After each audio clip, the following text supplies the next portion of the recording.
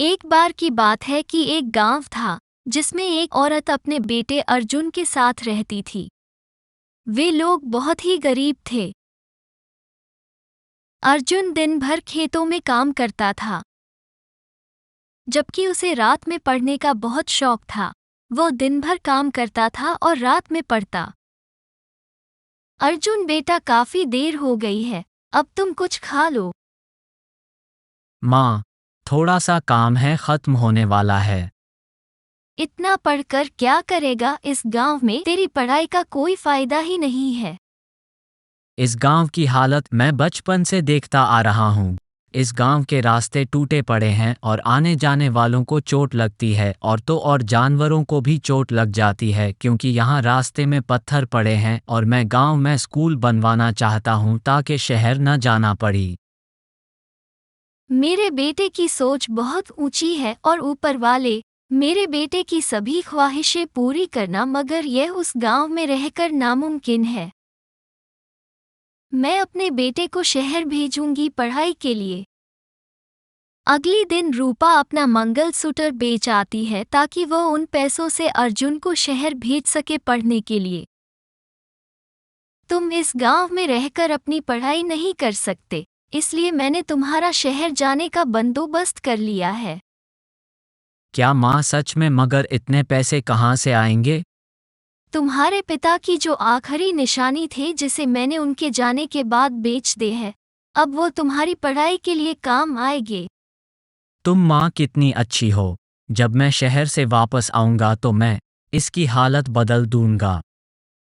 शहर जाकर तुम मुझे भूल तो नहीं जाओगे? कभी नहीं माँ।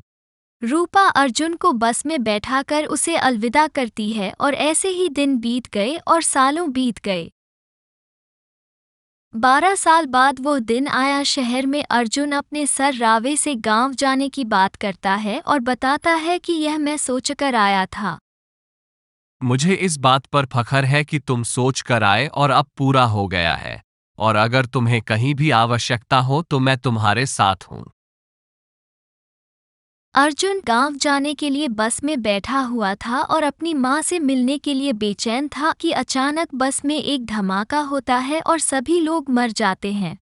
इसमें अर्जुन भी मर जाता है और मरने के बाद भूत बन जाता है और अर्जुन खुद को मरा हुआ देखकर बहुत रोता है। यह क्या हो गया? मैं बर्बाद हो गया। मेरा सपना कैसे पूरा होगा और मैं अपनी माँ से कैसे मिलूंगा? अर्जुन खड़ा होता तो वहाँ एक बाबा जी उसके पीछे खड़े होते और कहते, जो तू चाहता है उस काम को करने के लिए भगवान ने तुझे मरने नहीं दिया। तेरा शरीर मारा है, तुझे नहीं तो अपना सपना पूरा कर। वो कोई बाबा नहीं था, वो मुझे हौसला देने आया था। अर्जुन सीधे गांव की ओर जाता है और पेड़ के पीछे खड़ा होता है कि सामने से उसकी माँ आती है और गिर जाती है और वो देख रहा होता है। वो उठती है और कहती है, मेरा बेटा कब आएगा और यह सब ठीक करवाएगा? बाबा, मैं बेबस हूँ। इतना सब होते हुए भी माँ को माँ नहीं बोल पाया। मैं टूट चुका हूँ। ये सब मेरे से नहीं होगा। बस इतने पर ही हिम्मत हार गया। अपनी माँ से क्या हुआ, वादा भूल गया। ये जरूर होगा। मैं तुझे आशीर्वाद देता हूँ। बाबा वहां से चला जाता है तो अर्जुन सीधा शहर जाता है। सिर के पास सिर रवि भूत को देखकर कांपने लगते हैं। मैंने कुछ नहीं किया, मुझे मत मारो। मुझसे डरने की कोई ज़रूरत नहीं है सर। मैं अर्जुन हूँ। जाती वक्त मेरी बस नदी में गिर गई। सब लोगों के साथ मैं भी मर गया और भूत बन गया। अर्जुन की यह बात सुनकर सर के आंखों में आंसू आ गए। अर्जुन, ये क्या हो गया तुम्हें? तुम मेरे स्टूडेंट नहीं, मेरे बेटे जैसे थे। मेरी किस्मत में शायद ये लिखा था। अब मुझे आपकी मदद चाहिए। मैं तुम्हारी पूरी मदद करूंगा। यह मेरे गांव का नक्शा है। इसे सड़क में बदलना है और मेरी एक खाली जगह को आबाद करके स्कूल बनवाना है। सरकारी दफ्तर पहुंचकर नक्शा पास कर दिया जाता है और सभी मजदूर गांव पहुंचकर सड़क बनाने में लग जाते हैं। यह मेरे बेटे की जमीन है, मैं अपने बेटे की जमीन पर काम नहीं करने दूंगी।